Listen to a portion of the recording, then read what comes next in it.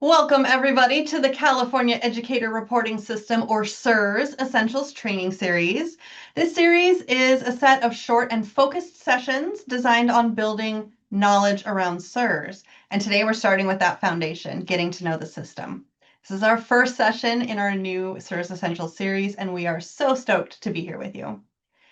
CERS is a robust system for all California educators to use to access assessment data.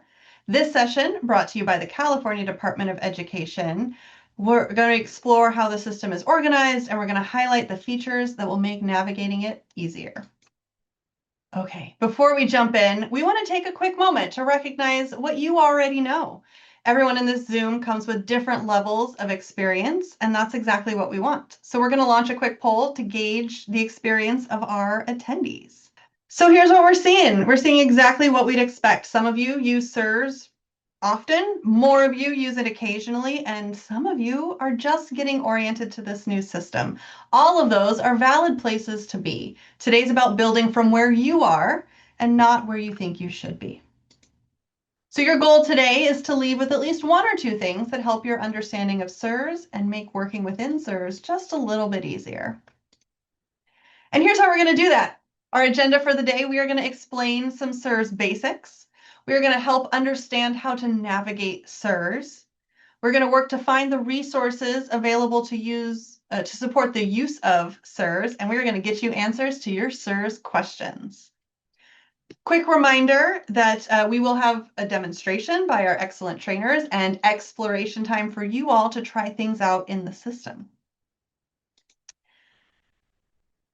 Which leads me to our introductions. Hi, my name is Nikki Antonovich. I work for the Sacramento County Office of Education. I want to be your producer for today. You are in excellent hands. We have some wonderful trainers here with us. We have Teresa Blanchard from the Office of the Fresno County Superintendent of Schools, and Alicia Sanborn from the Washington Unified School District, the one down in Fresno, not the one up in Sacramento.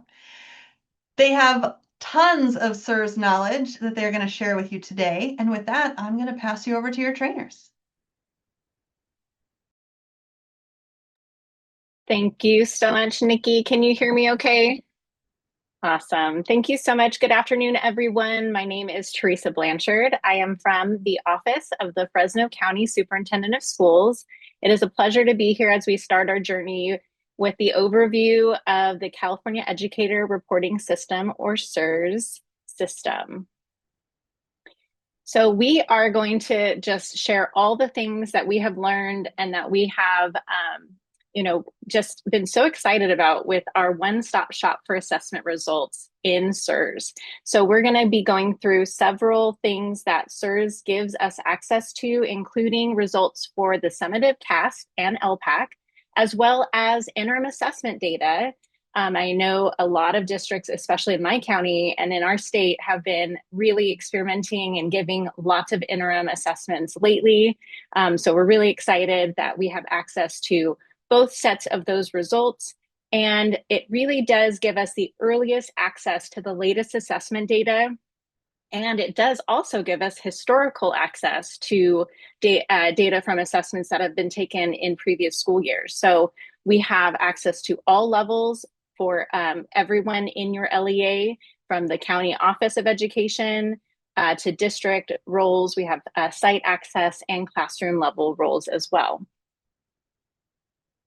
We want to make sure that as you get started with your use of CERS, and we saw that we have about 50% of you that use CERS kind of sometimes, or you're kind of familiar with it, you've used it before. We have some that are brand new to CERS, and then we have some that may be able to add some ideas to the chat as far as how you might be using CERS at a more expert level. So we're really excited to continue to learn together throughout this series. Now, which assessment results are in CERS? We are going to talk about who has access and all of the assessments that are available in CERS. So first of all, we have the Smarter Balanced Summative Assessments for ELA and Math. We have results for the California Science Test, or CAST, the California Alternate Assessments, or CAAs, for ELA, Math, and Science. We have the California Spanish Assessment, or CSA. We have summative ELPAC and summative alternate ELPAC data. and results for our students that are English learners who take that assessment annually. We have our Smarter Balanced interim assessments for ELA and math, as well as CAASPP interim assessments and our ELPAC interim assessments. So those last 3 bullets are all of the interim assessments that we have that are available in CERS. Now, we also have for interim assessments, those last 3 bullets, an item viewer, student responses to items for interim assessments, key and distractor analysis views and information, which we can't wait to show you. If you're interested in learning more, session 3, we're going to really dig into that. I know the registration links are on our resource guide. And we have item information too for interim assessment. So we'll dig into that a little bit more in session 3, but today we're gonna continue with the overview. And we really want to make sure that you know who has access to CERS data in your system, and especially thinking about your role, what data might you have access to? So we're going to answer that question. Now, if you are an administrator and you have access to an administrator role in TOMS, you have access for all students in your LEA if you are an LEA coordinator or you have an educator district role assigned, again, in TOMS. Now, every LEA has some sort of assessment coordinator. So this is the person that really gets to decide alongside the superintendents who has access to those administrator roles. But if you do have those roles, an LEA coordinator or educator district role, you have access again to all student data in your LEA. Now, if you have an administrator site role, like a site coordinator role in TOMS or an educator site role, you'll have access to results for all of your students in your school. So it's very exciting to be able to see that level of data if you're an administrator at a site or district or LEA level. Now, we also have teacher roles and teacher access to data.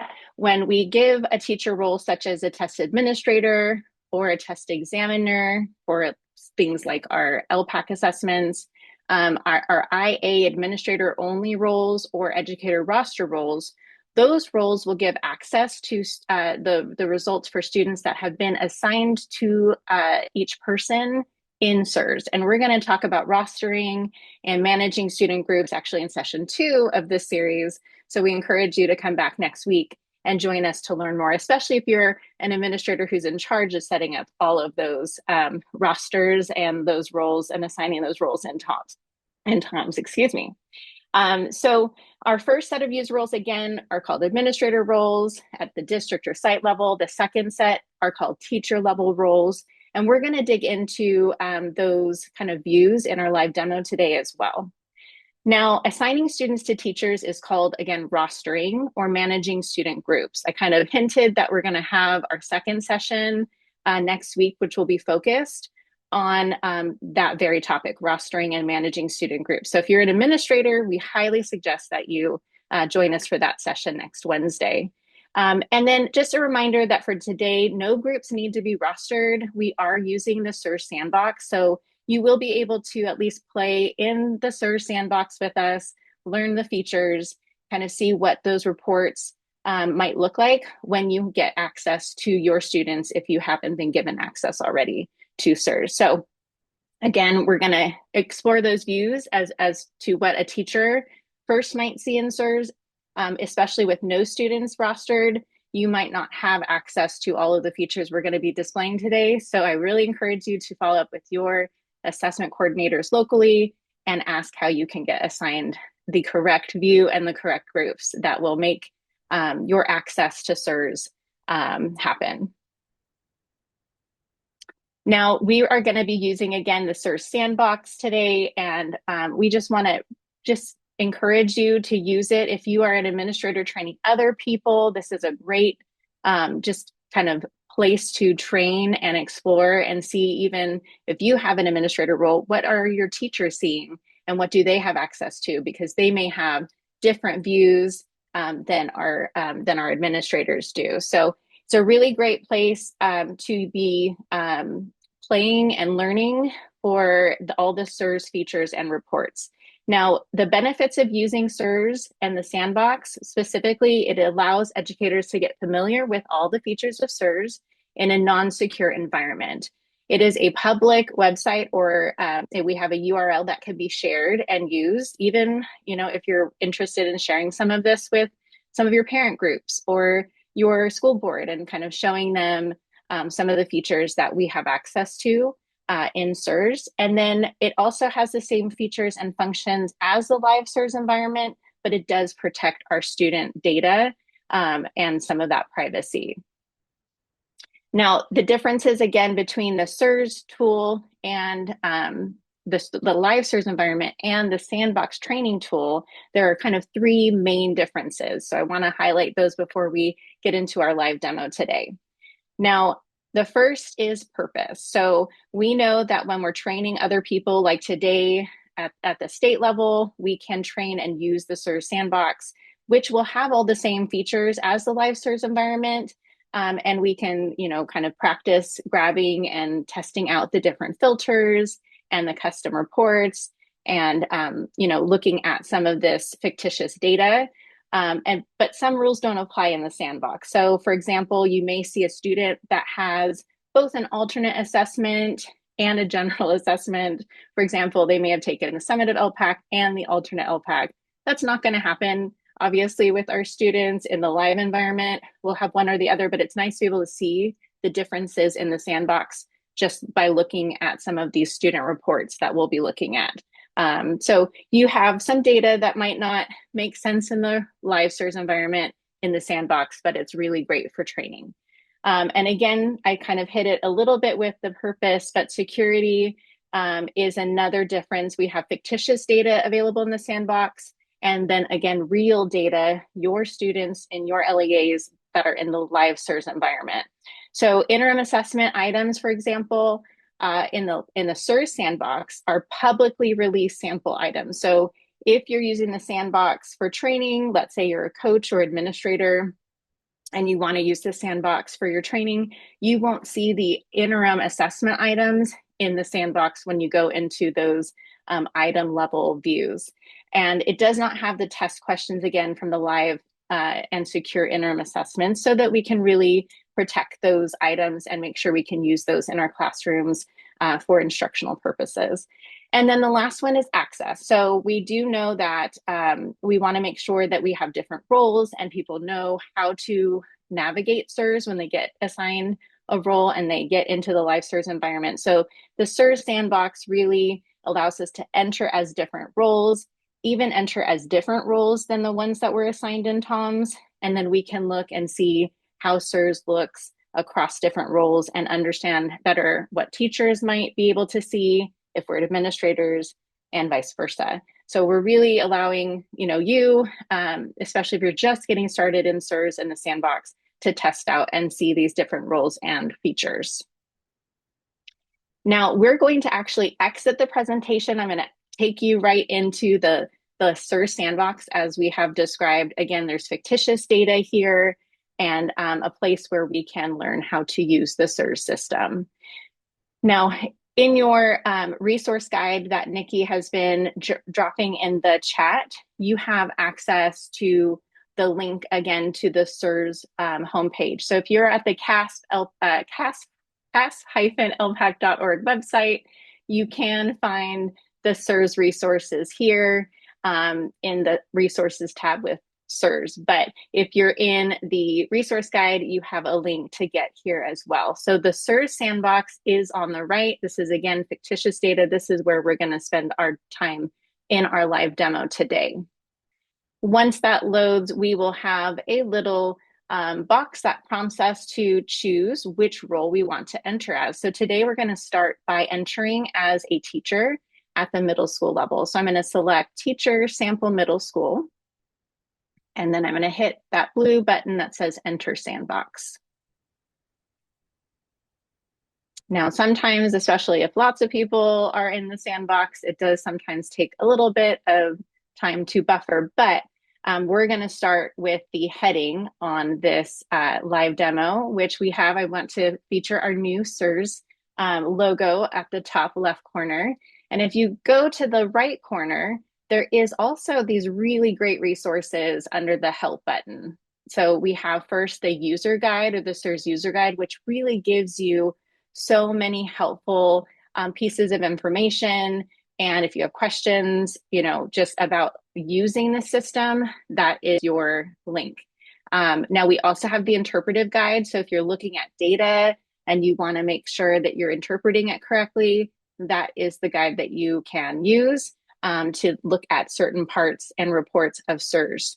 Now we have CERS resources as well, which will actually take you back to that page where we just went, that has access to both the live CERS environment and the CERS sandbox. So some really great, helpful links here for using the system and navigation, interpreting data in CERS, and then again, the CERS resources tab that also gives you access on the bottom to videos and helpful resources and tips to use CERS, especially if you're new to the system. Now it does tell me I'm in the teacher role here in the sandbox. So this is generally what teachers would see if they would go into the live CERS environment. But here in the sandbox, I have a couple groups that might be assigned to me. And if I'm an 8th grade teacher, I'm going to click here maybe on the sample middle school grade. Or let's say I have a new student and I actually want to just pull up data and maybe scores for my student that is brand new to my school or my class. So I'm actually going to use a sample SSID to just show you what that process looks like. So if you just want to look up one student, or maybe you have an IEP meeting and you want to pull up the student's assessment scores for the last few years, you can use this, just search by student and put in the student's SSID. Now, once we put in that number and you hit search, it will take you to your student's student test history report page. So we have all of the information. It defaults to the most current year available, but I could switch to all of the years and see any of the assessments that my student has tested or taken in, for example, ELA.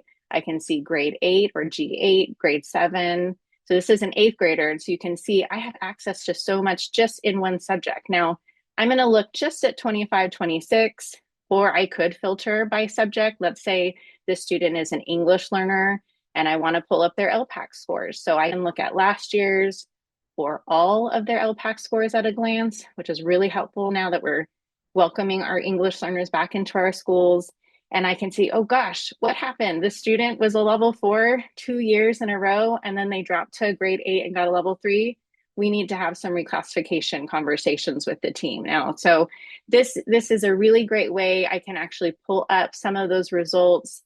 When I click on results, it'll give you just a single row with the date that the assessment was taken, but also some views where I can dig into composite and domain levels for ELPAC, for example.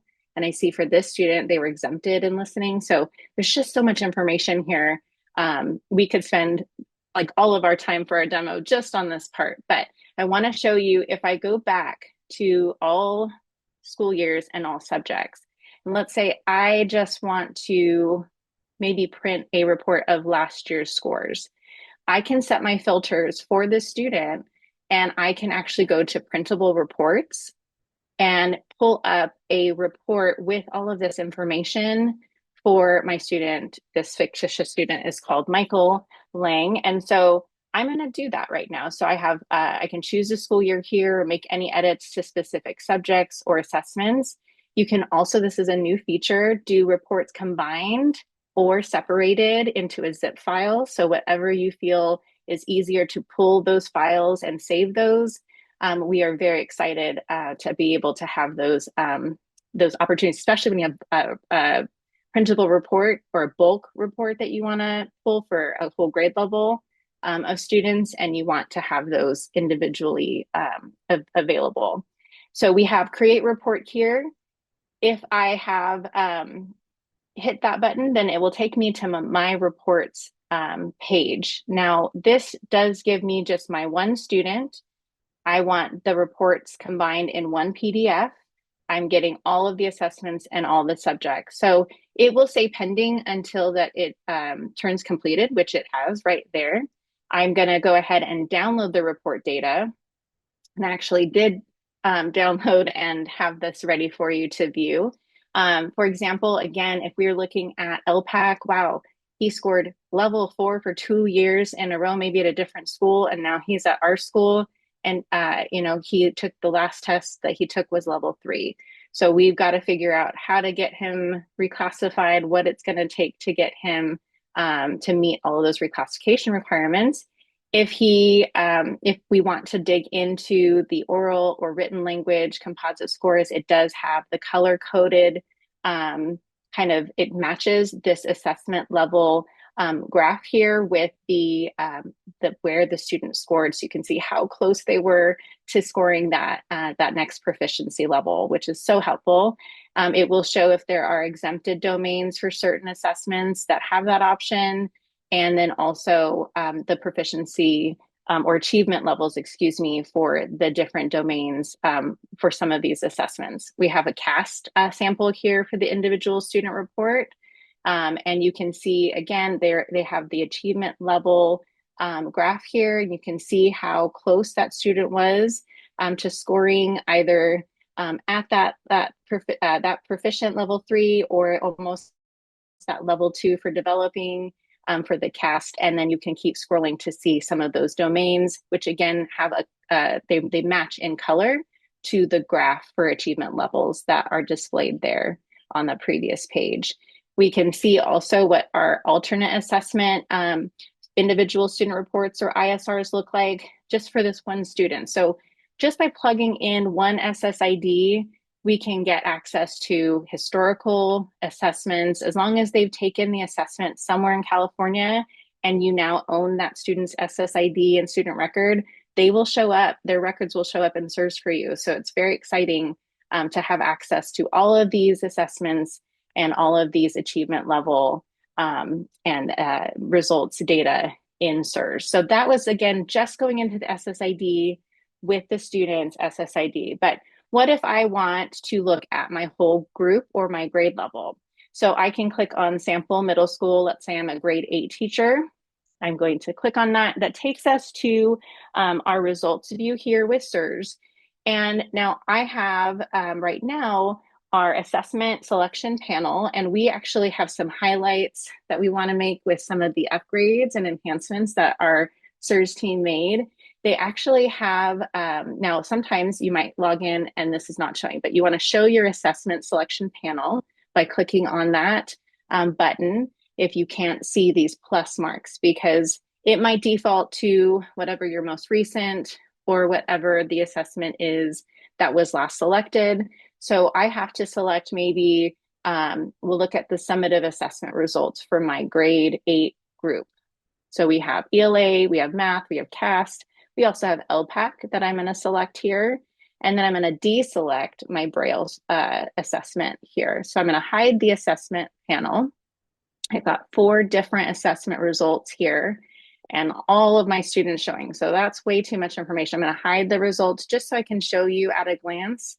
I can see a quick summary and a breakdown for my achievement level descriptors for the student score distribution for each assessment. For ELA, how many students took this test. For CAST, how many students took the test.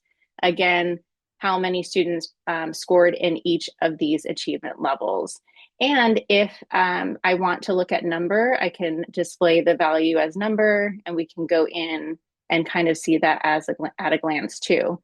Now, let's say I want to know, who were these students that were level 1 for the ELA summative grade 8. So I can click on show results, and that will give me my student results view.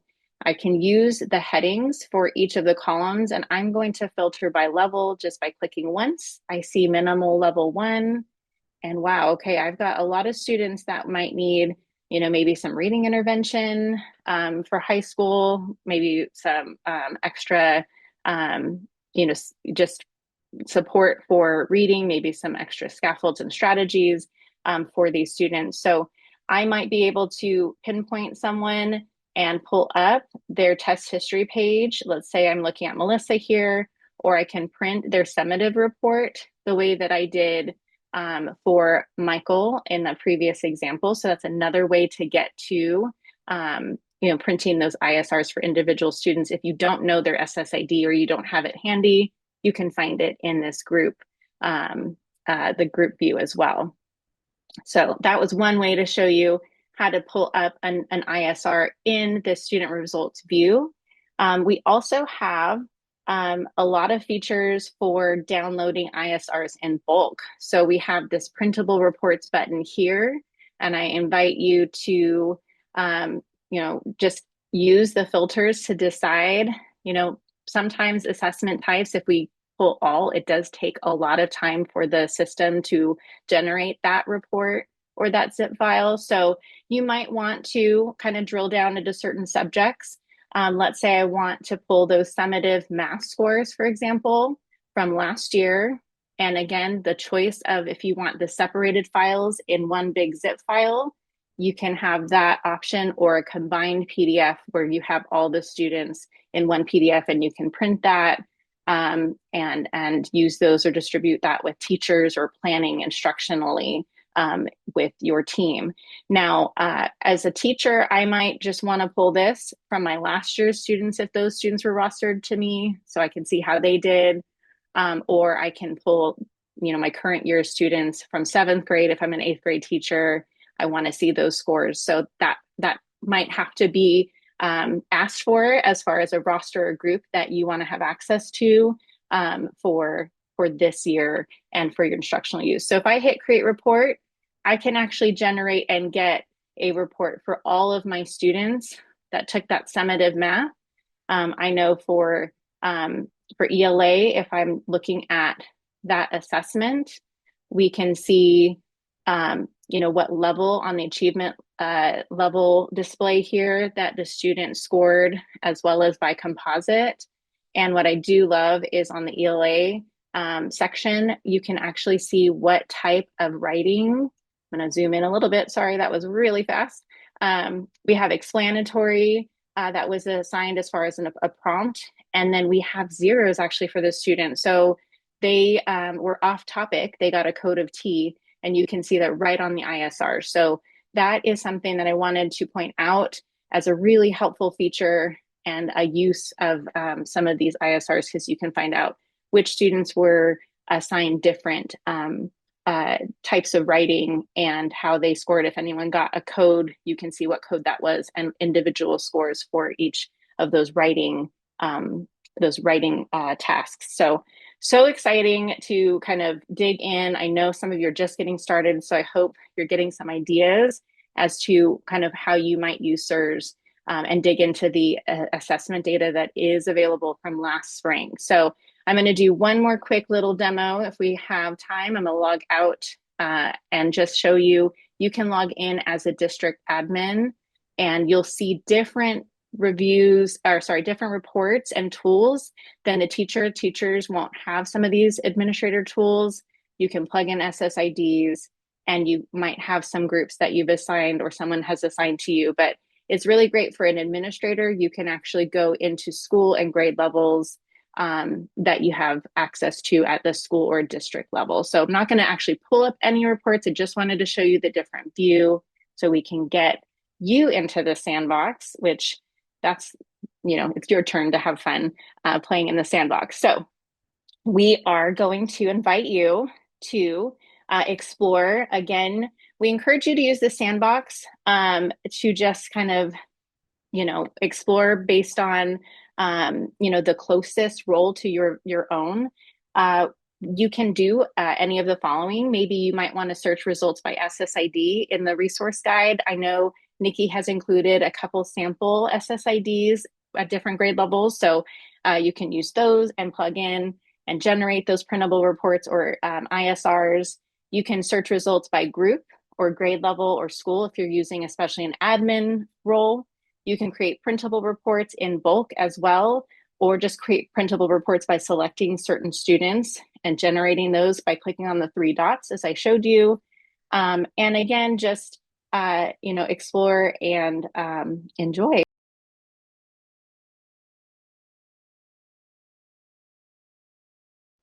All right. I always feel like we need like some lead-in music or something so I don't scare you as you're exploring in another window.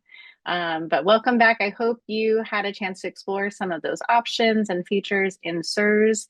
We have so many questions that are coming into the Q&A, and you are asking all the right ones. So we want to make sure we go through some of those answers. I'm going to turn it over to Nikki and see what questions we want to discuss together.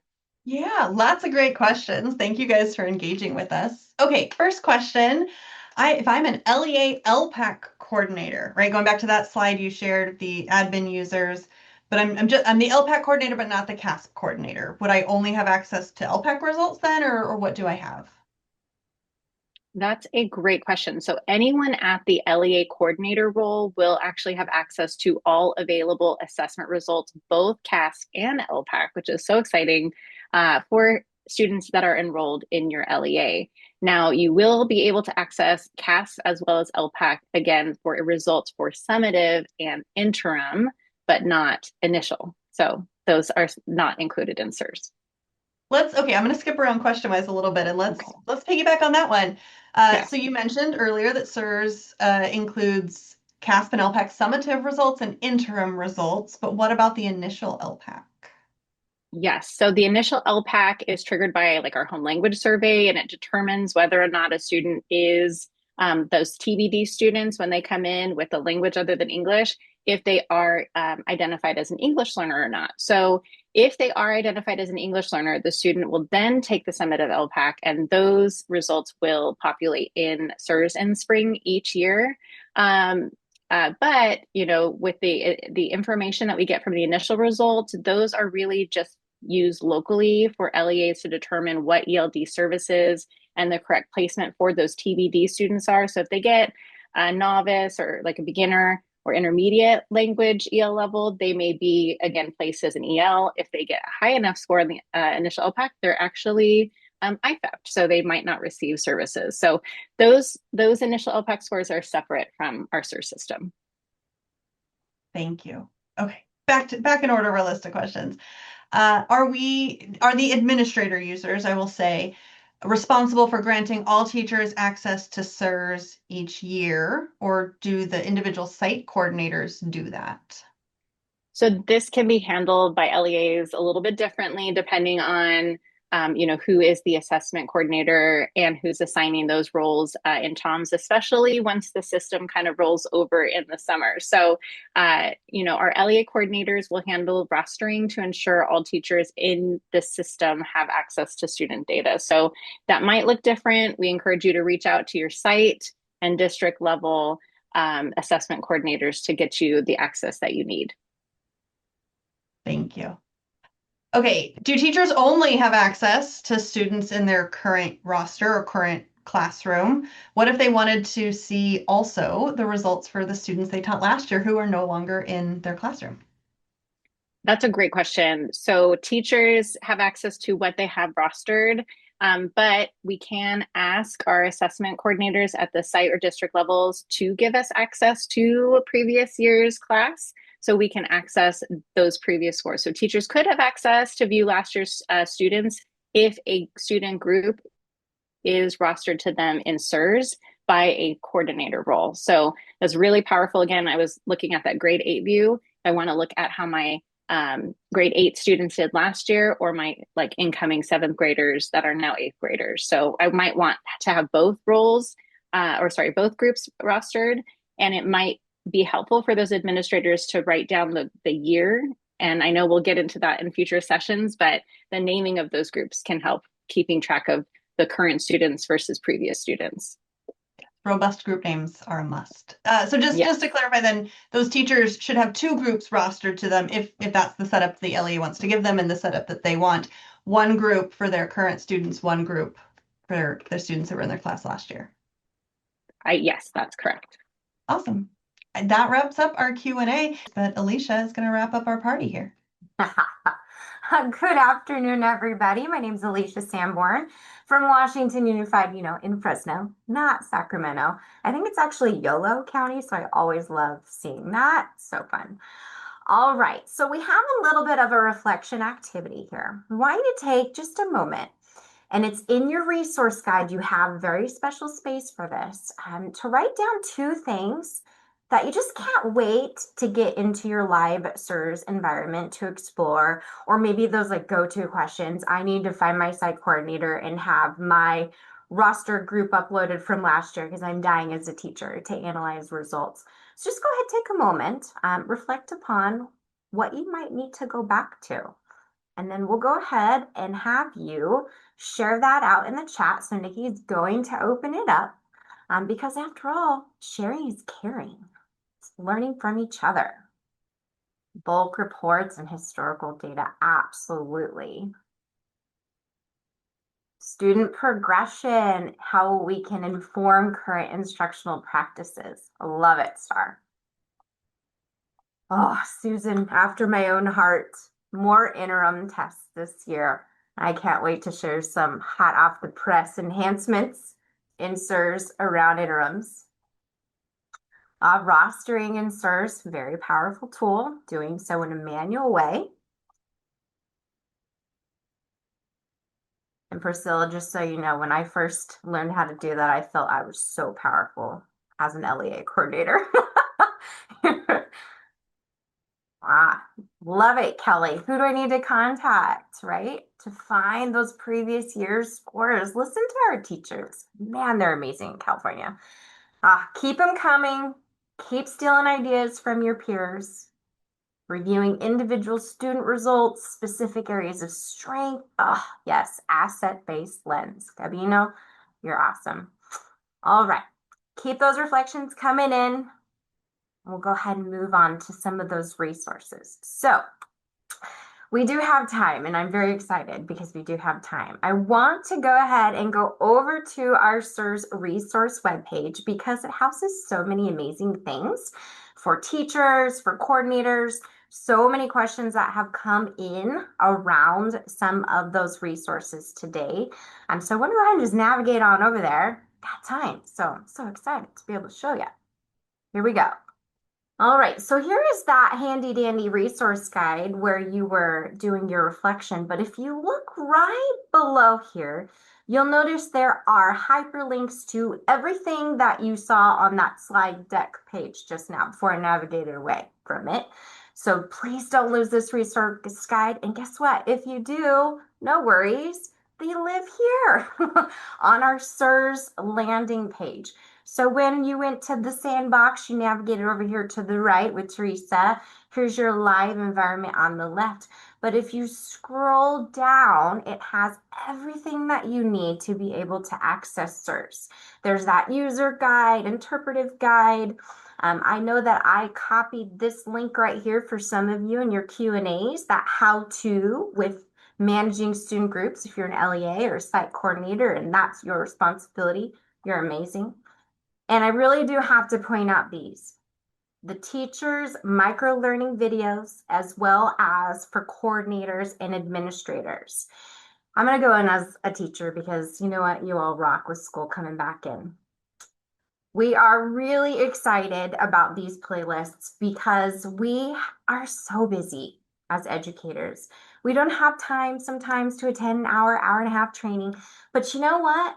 I really need to know how I go in and I look at my summative ELA results in CERS.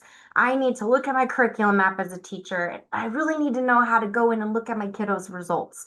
I know Teresa showed you some of those things quickly, but you know what? It's right here for you. Short segmented videos. You can pause at your own learning. So really want to highlight those resources for you. There are many how-to guides. So I'm going to go navigate back over the quick reference guides. We love acronyms in education. Tammy likes to call them QRGs, but we all call them that sometimes. Just the how-tos. How do I create a custom group as a teacher? I actually clicked that one because I wanted to show you the power of what you could do, teachers. Yes, you're going to get your blocks, your periods rostered to you, but you know what? I want to put all of my students in this tier 1 intervention group. This is a how-to for you, step by step. So those resources, so powerful on the web page to go to, gives you everything that you need. Okay, so I'm going to go back over to my slide deck now. Very excited, clearly. All right. All right, so teachers, I know we talked about this multiple times, but teachers only can see what has been rostered to them. So teachers, you came in to your sandbox, or I'm sorry, not the sandbox, your live environment during your time, and you saw no student groups assigned to you. Please go to those site coordinators. All right, that means they have not been rostered to you yet. All right, it's very, very important. And as site and LEA coordinators, when you go into that live environment and you don't see those groups, please just contact your LEA success agent. We are here for you as support to make sure that you get all that you need. And then there's your CERS resource page. Don't forget about that. All right, so up next in our essential series, we do have our managing student groups as an administrator. So if that's you, LEA or site coordinator, and you're responsible for getting the student groups for your teachers to access, please join us next week from 3:30, 4:25 for these little bite-sized, give you what you need essential supports. So please tell teachers, your administrators, if they're not here today. All right, and we want to show you just the remaining sessions that exist for our series. So next week is for our coordinators around groups and rostering. And then look at all that we have for you. Session 3, exploring features of interim assessment data, my absolute favorite. Session 4, creating those customized reports that you might need to go in and pull as an administrator, aggregate reports, data exports. Those of you that love your Excel sheets, you're going to want to go to that one. Session 5, making the custom student groups that work for you. Teachers, I just mentioned it and showing you that how-to. You need to watch certain groups of students, maybe your MLs, and you want to know how they're performing on your interims. You can build a custom group for them. Session 6, exploring the writing extended response scores and related resources. Teresa highlighted that, the idea of knowing when a student did not receive a score on their performance task because maybe they were off topic and they got a 0. That's the session for you to attend. Session 7, accessing summative results for ELPAC, summative alternate ELPAC, all that we need to know around student performance for our multilingual learners. And then last but not least, that would be for our ELA, math science, and our alternate assessments, how to access summative results. All right. Well, look at that. We're a little ahead, so I'm actually going to hit a pause because there's one very important thing that I do have to show you. So one of the areas of our CERS resources, of our CAASPP ELPAC system is this training and communication section. So you're able to actually find some of those upcoming and on-demand trainings. Those micro-learning videos are in there too. But coordinator emails over here, those are sent out and it has everything that you need to know as a coordinator. The last but not least response is that about the enhancements to CERS.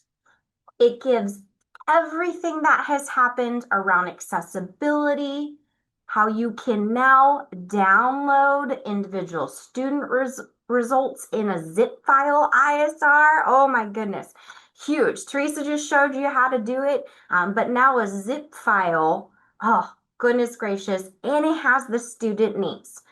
And then my personal favorite, for those of you that know interim assessments, before you'd have to go item by item and see student responses, but now you can download all of them with a click of a button for those item response levels. So many cool things under this, just so excited. But please take time to review this if you're a coordinator to be able to share that with your teachers of your LEAs. So many important enhancements for teachers to inform instruction, which is why we're all here to support our kids and their achievement. All right, so now with that, we thank you so much for joining. Thank you on behalf of CDE, the Sacramento County Office of Education, and your CERS training team. Thank you for joining today's training. We'll see you next week, coordinators. Bye.